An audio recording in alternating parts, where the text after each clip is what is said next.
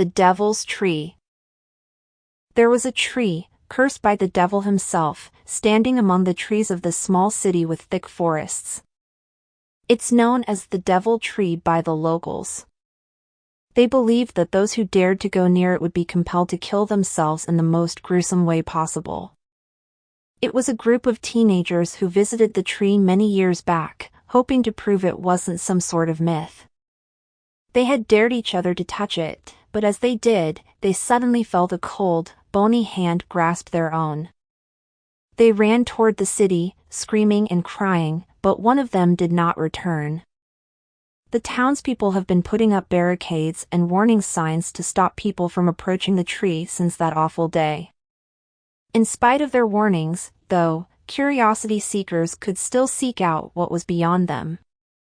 A group of college students from a nearby town decided to spend the weekend camping out in the woods one night.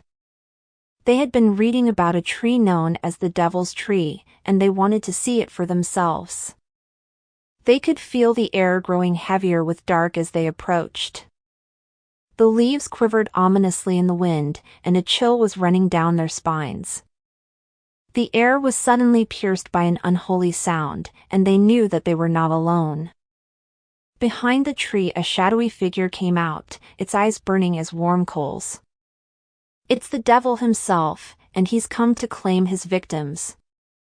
One by one, the students were possessed by the devil's dark power, their bodies contorting in agony as they were forced to commit the most unspeakable acts. Screams of terror and pain filled the forest, and the bark of the devil's tree was stained with blood. When it was all over, the lone survivor stumbled out of the woods, his mind shattered with trauma and horror. What he'd seen and heard that night, he'd never forget. Today, the Devil's Tree is still standing, banished and cursed, warning all who dare come near it of the evil that lies in its midst.